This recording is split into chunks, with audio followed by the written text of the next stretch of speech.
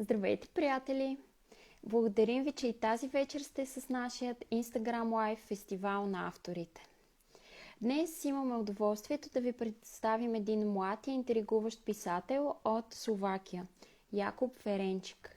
Якуб е студент по философия и политически науки, но също така и блогър, който има зад гърба си над 350 статии в сферата на философията, религията и политическите проблеми.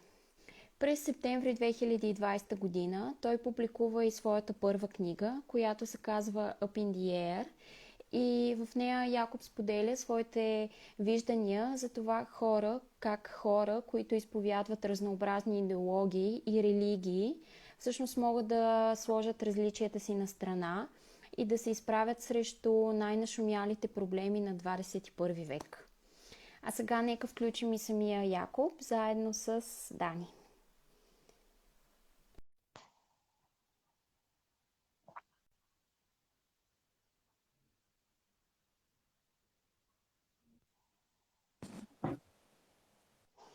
Hey! I see you. Awesome! We see you too. Just a second so Dani can join in and we can start our conversation. Hey guys! Hello everyone! Hi Jakub, how are you? I'm doing well. To see you both. Thank you for joining us for this conversation. It's a great honor for us. And this is Veronica and I'm Daniela. Nice to meet you.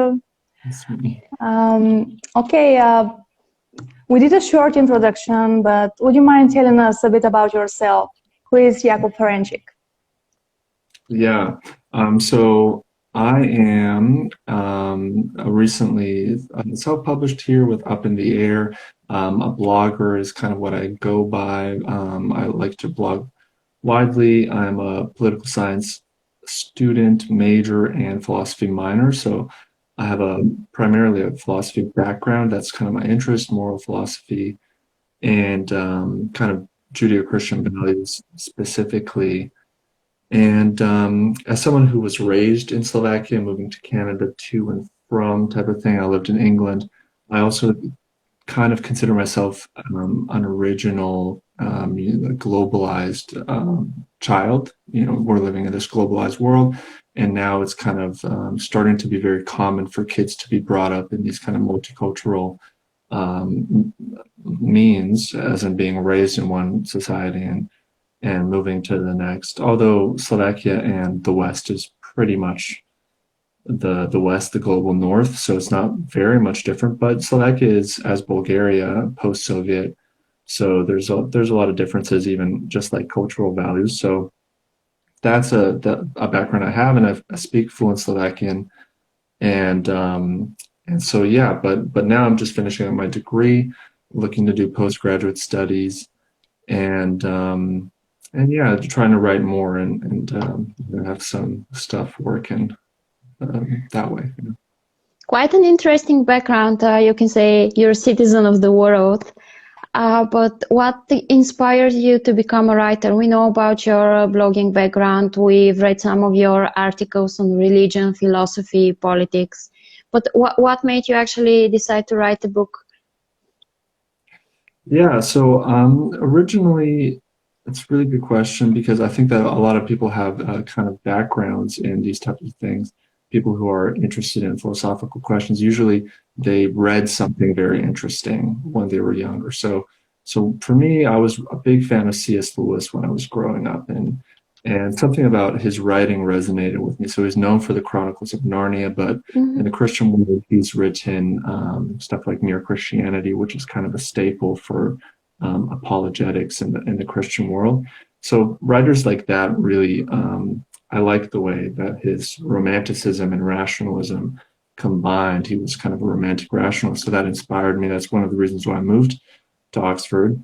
And something about writers with philosophical tendencies who did literary writing well inspired me as well. I wanted to kind of translate academic writing into accessible writing, which is what I try to do in Up in the Air. I don't know if I managed to do that well or not. You know, that's up to the readers decide. And I think I would want to make it a little more accessible at times there. But what inspired me to be a writer is really resonating with the world of writing. Maybe not specifically academia, because I have my differences with academia, but just with writers in general. It's something about people taking time to understand a concept well, studying it for decades, and then relaying it to someone else. I think something about that is beautiful, and a lot of people have different experiences. So people like Jean-Jacques Rousseau, a philosopher of the 17th century, 18th century,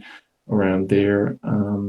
He was writing, one of the original autobiographers he was, and he wrote in his own autobiography that he was trying to relay human experience to other people. And I really like that phrasing, you know. So it's like, I think it's the same with musicians when they want to become musicians, or something along those lines. Something resonates with you and you want to become that because in early childhood you found that topic interesting. So for me, I definitely had those like John Lennox, C.S. Lewis, Sam Harris is a big influence on me. People like Eric Hobsbawm, like kind of historians and philosophers. But yeah, I would go into dozens of kind of inspirations for writing. Tell us, what are books to you and why are they so important? Yeah, no, that's really great. Books, I mean, I think this is the thing about books. This is, a lot of people, I think, don't understand this, and this is maybe one of the shames with people reading less and less. A book really is a project of trying to understand something, and it takes a year or 2 years, maybe 5, 10 years, and you're taking in a lot of material, you're summarizing it, and you're providing some sort of brief analysis of a vast topic, which has hundreds of research articles and books written about it. So what you're doing as a writer, and what you're doing in a book, ideally, if you're talking about nonfiction, is you're taking in a lot of material, cutting it down, and making it accessible to someone who doesn't have the time to take 100 books, because people just don't have the time. People have to do their taxes, people have to go to work, and they don't have the time to read widely. And some people are fortunate enough or unfortunate enough, depending on how you look at it, to have the time to read widely, and they do it, and they do the research, and they summarize it in the context of a book. And so I think that is what a book is. Ideally, it is a summary trying to really pristinely and beautifully cut something down and make it accessible. And so for me, books were always about that. It's like, I don't believe in the whole, reading a book slowly or fastly. A book is an analysis. You pick it up, you can read it in one sitting, or you can read it in 3 times over. Sometimes I read books the way I would read just like a three-page research article, that I look at every sentence and I analyze it deeply, and I look at the citations and the footnotes, and I want to know exactly the methodology of the writer. And sometimes I read books in kind of a way where it's, these 10 pages are not related to my life right now. This is about some scientific issue that I just don't know that much about. I'm not going to get that much from this. And so I'm just going to focus on these passages in this book. So I think books should be read that way. Nonfiction, people, I think, have this weird diagnosis of books where they say, I'm going to read page 1 to 398, where really they should be looking at books kind of in a way, the way I tried to write my book is read it, reading it, okay, you can read the first chapter, and then you can read the 8th chapter. You don't have to read any other chapter. You can read about human rights if you only like human rights. And you can read about Christianity and what I call, or what Susan Jacoby specifically calls, the age of unreason. Mm-hmm. And I think that's my understanding of books generally. Books are supposed to be like these beautiful little analyses of some vast topic that people don't have the time to research. And you're, as a writer, wanting to bring it to them in a way that is novel, that is related to their society that they're living in. Because a lot of these 18th, 17th century philosophers, they're writing in a different context with archaic language and often convoluted ways that are just unnecessary, filled with Shakespearean phrasing and just needless philosophical jargon. And what we're writers now are supposed to do is to just really dumb it down so that everyone can understand it, because what's the point otherwise? Yeah, that's quite an interesting thing that you're mentioning about actually like dumbing down. So do you think that people are just getting less smarter, or is it a problem of making things more accessible for a wider audience? Yeah, so the start of my book actually talks about this specifically. There is some research that suggests that we're entering what is called an age of unreason.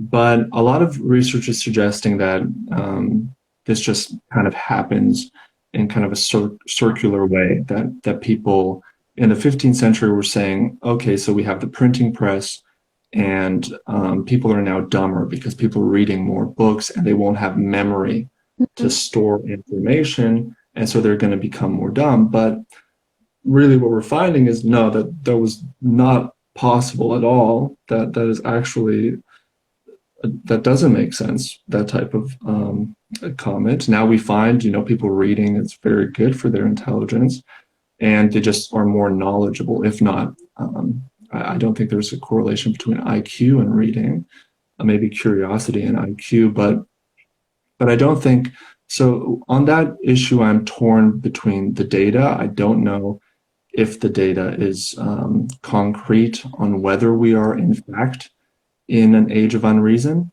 but people have just been suggesting and hinting at that fact. And so that's why I opened my book with like a brief discussion of this age of unreason, where our attention is short. People are on social media. People talk about TikTok, Snapchat, Instagram, and how it's harming people. People are reading less and less, people say, right? And others say something different. And others say that people are actually reading so much more than they have in the past. And of course, in comparison to previous times, depends on which era, which society, you are finding that people are reading on net average much more. But then, of course, it's a question of accessibility and how many people. Yeah, there's a lot of questions over there. But I don't think I am a pessimist in this regard. This was my cat. Sorry. So I'm not a pessimist. I think one of the problems, and I like this philosopher, Alain de Botton. He's the director of the School of Life, based in London. He's a really great philosopher, and he says that one of the reasons why we find people reading less philosophy is because philosophers have failed us in many ways. In the 20th century, we've really seen philosophers focus more on topics like the philosophy of science and philosophy of physics and mathematics, epistemology, very filled with jargon branches of philosophy that when you try to read them, you're just utterly puzzled by what they're talking about. And that's, like, I think, a good faith argument for them. And you have to have a lot of years of research in epistemology and training in philosophy to really begin to understand them. And I don't see much utility in that type of writing. So I think that in this, there's a huge divide between academia and the public, because academics are they're frowned upon if they write mainstream books, like people like Richard Dawkins, writing The God Delusion. That is strictly frowned upon that he would write such a book.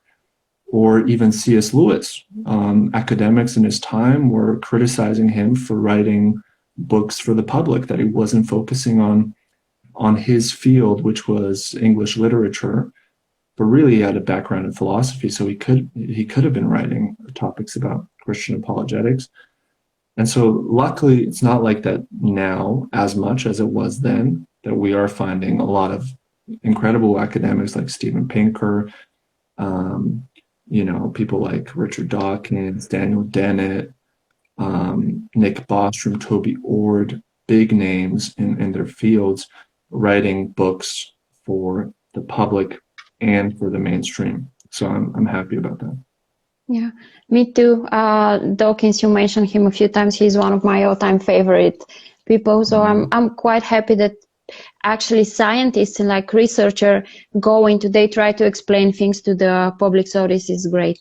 Let's keep talking about your book. Actually, in Up in the Air, you're trying to show us how very different ideological opponents can understand one another and seek a compromise. Do you think that maybe this is a bit optimistic? Isn't it hard to imagine that in a world that is so increasingly divided and polarized, this is something that actually can be achieved? Yeah, it's definitely an ambitious project.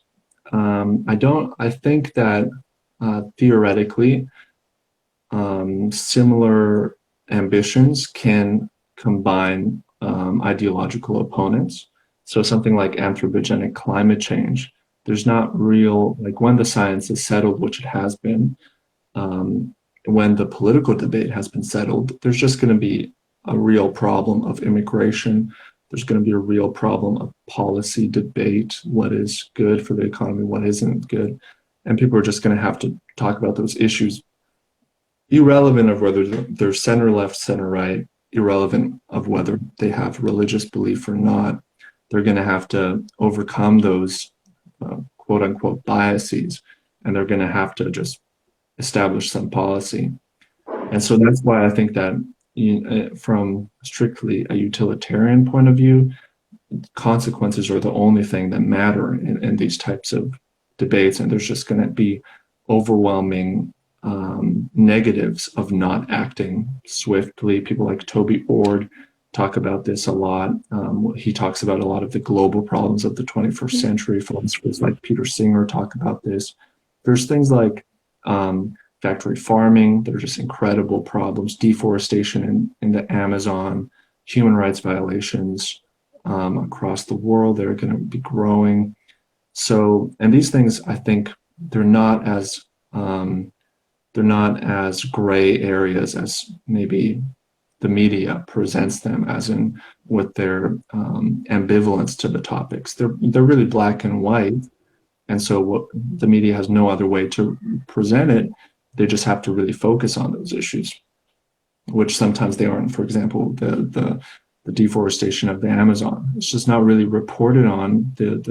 The travesty of the tipping point at which there is no return. I think it's something like 7% away from being the point of no return. And you find that the Amazon is producing a lot of soybeans for China. And because China is in a trade war with the United States right now, at least it has been for the past 2 years, China is relying so much more on the Amazon, Brazil, for soybeans and their deforestation, of course. And in politics, the only thing that matters is short-term gains because Bolsonaro needs to win elections.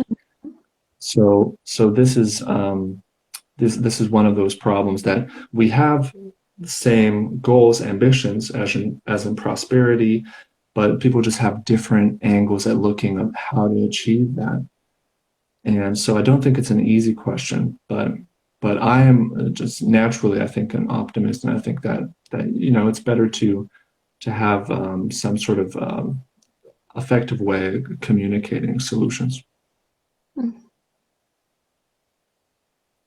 Okay, you talk about battling out some of the most concerning issues of the 21st century together as a whole.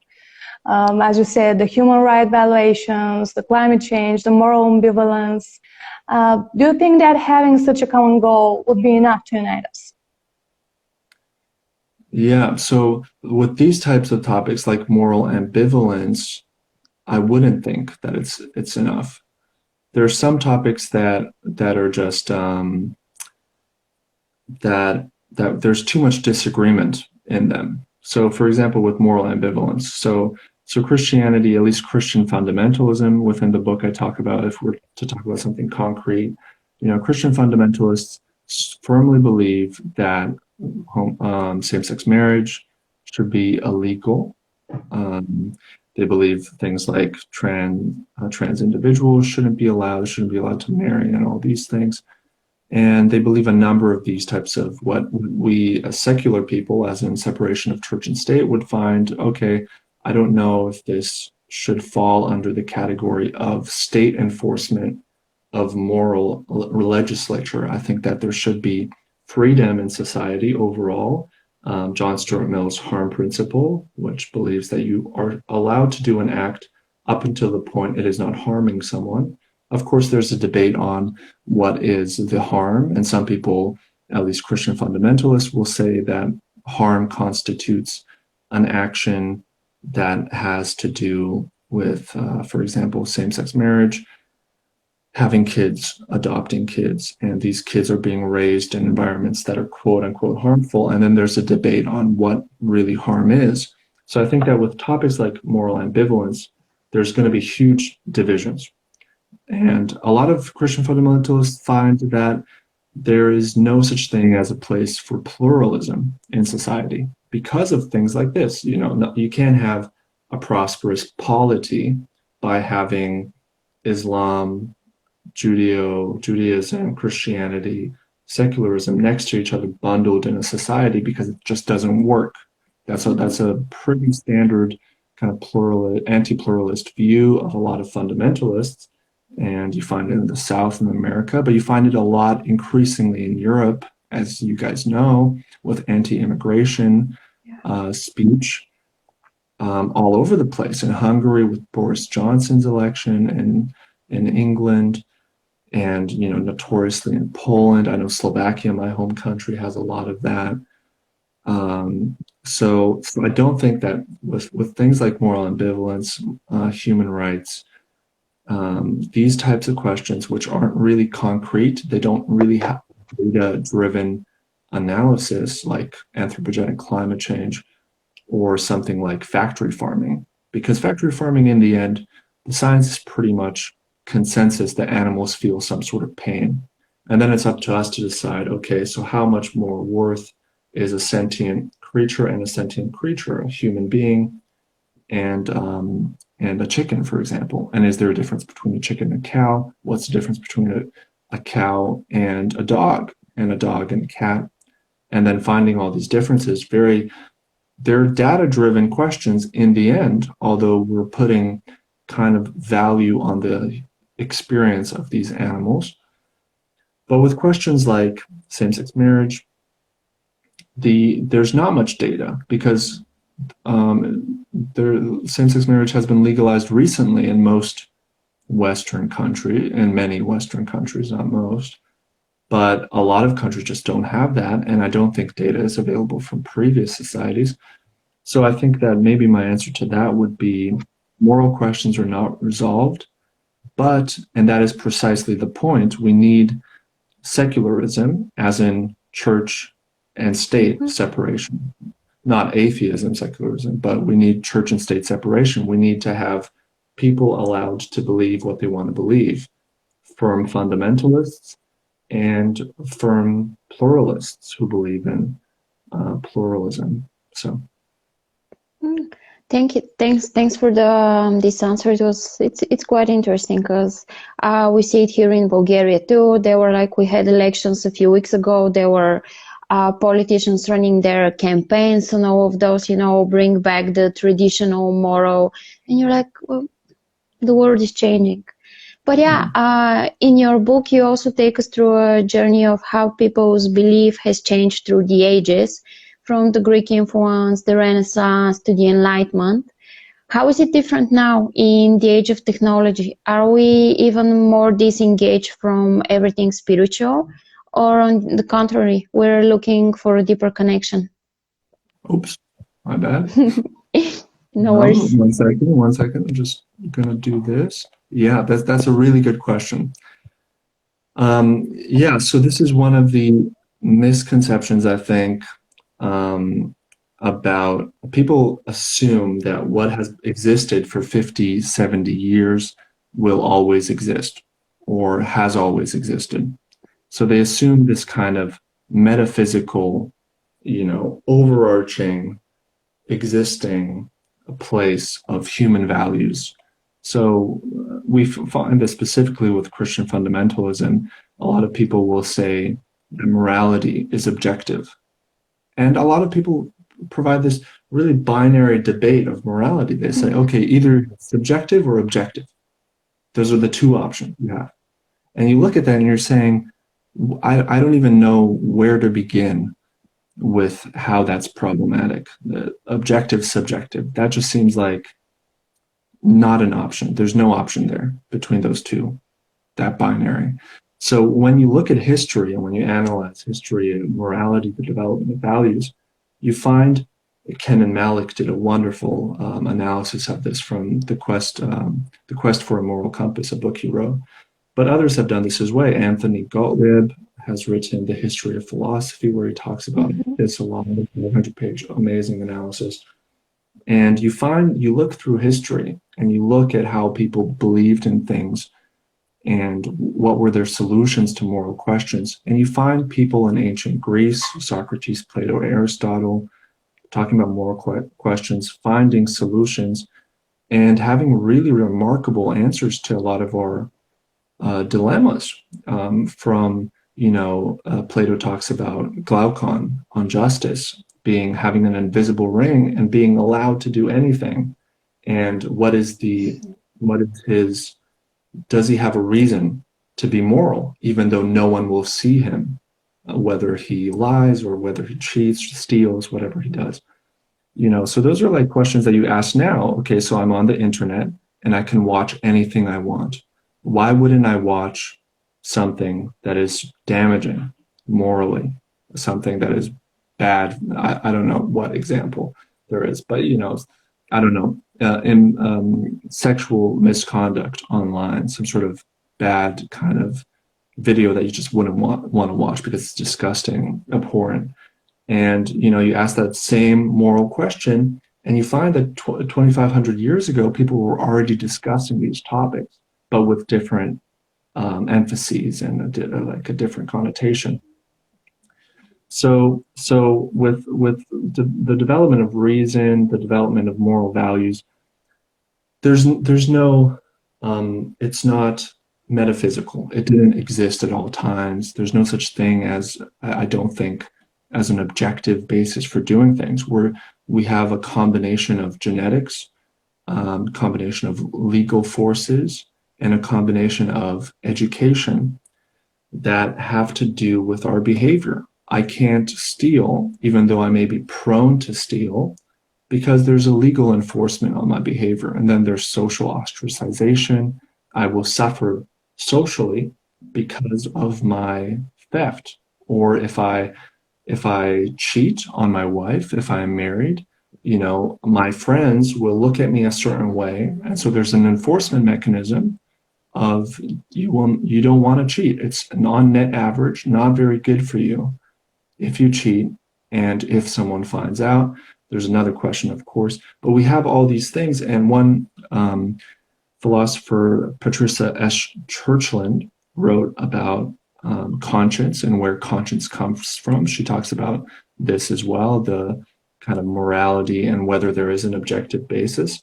And she says rather beautifully that our mammalian contracts with one another come from care. And you see this with piglets. You see this early on with children. We naturally care for one another. So a lot of this has to do with genetics or social upbringings, that we care for one another. We want other people to do well. But it's not purely that, because of course you would have some sort of anarchy if it was just that. What you also have is enforcement mechanisms, and you have social ostracization, legal punishment. So I don't think that there is such a thing as objective morality. And when you look at history, you find actually that people do not behave morally very often. I mean, public hangings were still a regular occurrence in 16th century Europe, and things like same-sex marriage, people were ostracized heavily in the 20th century for being gay. And, you know, now we look at that as how horrible, but that was a universal consensus in the 20th century. Women were not allowed to vote, not allowed to own property until the 20th century. And in a lot of places still in the 21st century.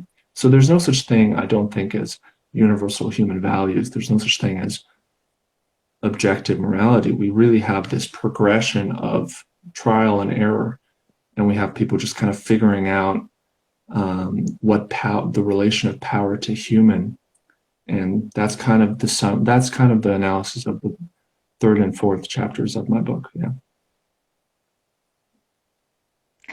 Okay, you travel a lot, and you are from Slovakia. After high school graduation, you moved to Canada. Now you're in Spain. And how did traveling change your vision about the topics you talk up in the air? I think with traveling, I have this, I believe in this topic of epistemic access, which is knowledge access. That I think that people who travel and people who read and people who have conversations often with people who they disagree with, they will find that they are given access to new experience. And so I recommend traveling to all and any people, but in the same way as I would recommend to read a person who you wouldn't agree with, is kind of the short answer to that. Yes, people should travel. It really changes your perspective. You see other cultures, you have conversations, they usually make you think of something that you've never thought before. So it's very enlightening, and absolutely, I also recommend it to everyone. Yeah. If you let me, I would like to quote your book. In your book, you say, by definition, you cannot know God if you do not think about him. And after that, you quote René Descartes, who says, I think, therefore I am. So in this regard, how powerful do you think our thoughts are, and how relevant is the saying that we are what we think, even today? Yeah, oh man, that's a deeply philosophical question, actually. I mean, I wouldn't have a deeply philosophical answer for that, but I think that, yeah, I think by definition, specifically, I think, therefore I am, Descartes' Cartesian skepticism that he has there, that type of stuff is real, right? Like the only thing you can't doubt is your own existence, because in fact you are the one who doubts. So how would you be able to doubt that stuff? With the thinking in general, you are only allowed to think what you read. You're only allowed to think who you have access to. So this is one of the other reasons that I would say, as I was talking about previously, that objectivity is kind of a myth. You have situatedness, and we are the products of recent history and past history, and we have, we're the products of our environments. So thought, very much, we are dependent on what is going on and our environments, right? So and stuff like our immediate circles, people who are talking to us, good influences and not good influences. But yeah, that's a superficial reading of that. I think I would be able to go kind of deeper down into other stuff, but I don't think I will. Just because I don't want to go heavy into philosophy here, not to lose people. Yeah, we had to do a little bit of philosophy tricking here, because we know your background, so it's quite a unique point of view that you always provide. So thanks.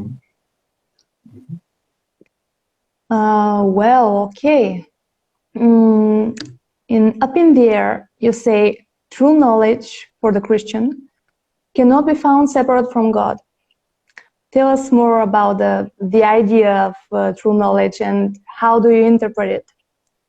Yeah, so specifically in that chapter, I'm talking from the view of the Christian in that sense. So Christians have this understanding that true knowledge cannot come apart from God, which is divine revelation specifically, and moral conscience, which is something that is kind of internally built within the human mind or genetics, DNA.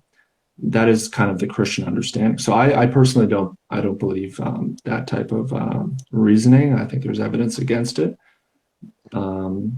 Just kind of basic.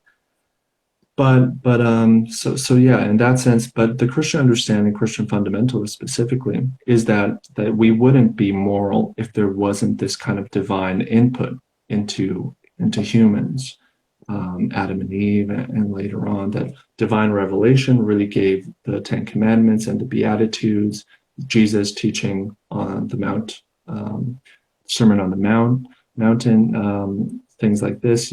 Paul preaching the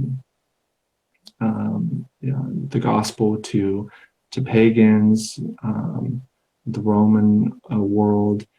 So you wouldn't have morality without that, is kind of the understanding of Christian fundamentalists, which I don't believe in. I think that, as I was saying before, you have 500 years before